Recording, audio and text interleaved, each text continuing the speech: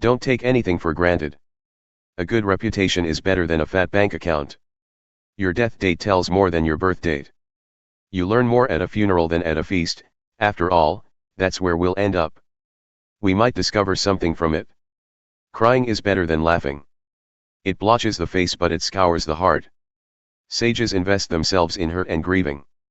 Fools waste their lives in fun and games. You'll get more from the rebuke of a sage than from the song and dance of fools. The giggles of fools are like the crackling of twigs under the cooking pot. And like smoke. Brutality stupefies even the wise and destroys the strongest heart. Endings are better than beginnings. Sticking to it is better than standing out. Don't be quick to fly off the handle. Anger boomerangs. You can spot a fool by the lumps on his head. Don't always be asking, where are the good old days? Wise folks don't ask questions like that. Wisdom is better when it's paired with money, especially if you get both while you're still living. Double protection, wisdom and wealth. Plus this bonus, wisdom energizes its owner. Take a good look at God's work. Who could simplify and reduce creation's curves and angles to a plain straight line? On a good day, enjoy yourself. On a bad day, examine your conscience. God arranges for both kinds of days so that we won't take anything for granted. Stay in touch with both sides. I've seen it all in my brief and pointless life. Here a good person cut down in the middle of doing good, there a bad person living a long life of sheer evil. So don't knock yourself out being good, and don't go overboard being wise. Believe me, you won't get anything out of it. But don't press your luck by being bad, either. And don't be reckless. Why die needlessly? It's best to stay in touch with both sides of an issue. A person who fears God deals responsibly with all of reality, not just a piece of it. Wisdom puts more strength in one wise person than 10 strong men give to a city. There's not one totally good person on earth, not one who is truly pure and sinless. Don't eavesdrop on the conversation of others. What if the gossip's about you and you'd rather not hear it? You've done that a few times, haven't you? Said things behind someone's back you wouldn't say to his face? How to interpret the meaning of life. I tested everything in my search for wisdom. I set out to be wise, but it was beyond me, far beyond me, and deep, oh so deep. Does anyone ever find it? I concentrated with all my might, studying and exploring and seeking wisdom, the meaning of life. I also wanted to identify evil and stupidity, foolishness and craziness.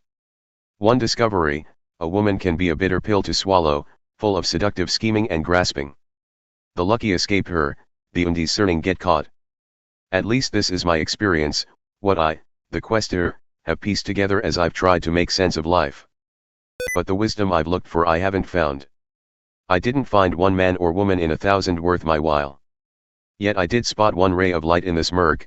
God made men and women true and upright, we're the ones who've made a mess of things. There's nothing better than being wise, knowing how to interpret the meaning of life. Wisdom puts light in the eyes, and gives gentleness to words and manners. No one can control the wind. Do what your king commands, you gave a sacred oath of obedience. Don't worryingly second-guess your orders or try to back out when the task is unpleasant. You're serving his pleasure, not yours. The king has the last word. Who dares say to him, "What are you doing?" Carrying out orders won't hurt you a bit, the wise person obeys promptly and accurately. Yes, there's a right time and way for everything, even though, unfortunately, we miss it for the most part. It's true that no one knows what's going to happen, or when. Who's around to tell us? No one can control the wind or lock it in a box. No one has any say-so regarding the day of death. No one can stop a battle in its tracks. No one who does evil can be saved by evil. All this I observed as I tried my best to understand all that's going on in this world. As long as men and women have the power to hurt each other, this is the way it is. One fate for everybody. One time I saw wicked men given a solemn burial in holy ground. When the people returned to the city, they delivered flowery eulogies, and in the very place where wicked acts were done by those very men. More smoke. Indeed. Because the sentence against evil deeds is so long in coming, people in general think they can get by with murder. Even though a person sins and gets by with it hundreds of times throughout a long life, I'm still convinced that the good life is reserved for the person who fears God, who lives reverently in his presence, and that the evil person will not experience a good life. No matter how many days he lives, they'll all be as flat and colorless as a shadow, because he doesn't fear God. Here's something that happens all the time and makes no sense at all: good people get what's coming to the wicked, and bad people get what's coming to the good. I tell you, this makes no sense. It's smoke. So, I'm all for just going ahead and having a good time, the best possible. The only earthly good men and women can look forward to is to eat and drink well and have a good time, compensation for the struggle for survival these few years God gives us on earth. When I determined to load up on wisdom and examine everything taking place on earth, I realized that if you keep your eyes open day and night without even blinking, you'll still never figure out the meaning of what God is doing on this earth. Search as hard as you like, you're not going to make sense of it. No matter how smart you are, you won't get to the bottom of it. Well, I took all this in and thought it through, inside and out. Here's what I understood: the good, the wise, and all that they do are in God's hands, but, day by day, whether it's love or hate they're dealing with, they don't know. Anything's possible. It's one fate for everybody: righteous and wicked, good people, bad people, the nice and the nasty, worshippers and non-worshippers, committed and uncommitted. I find this outrageous, the worst thing about living on this earth, that everyone's lumped together in one fate. Is it any wonder that so many people are obsessed with evil? Is it any wonder that people go crazy right and left? Life leads to death. That's it. Seize life. Still, anyone selected out for life has hope, for, as they say, a living dog is better than a dead lion. The living at least know something, even if it's only that they're going to die. But the dead know nothing and get nothing. They're a minus that no one remembers. Their loves, their hates, yes, even their dreams, are long gone. There's not a trace of them left in the affairs of this earth. Seize life.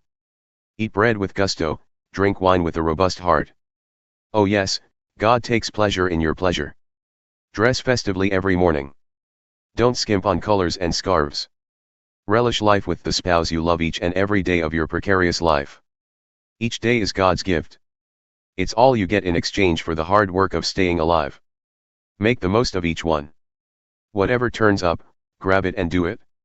And heartily. This is your last and only chance at it, for there's neither work to do nor thoughts to think in the company of the dead, where you're most certainly headed. I took another walk around the neighborhood and realized that on this earth as it is, the race is not always to the swift, nor the battle to the strong, nor satisfaction to the wise, nor riches to the smart, nor grace to the learned. Sooner or later bad luck hits us all. No one can predict misfortune.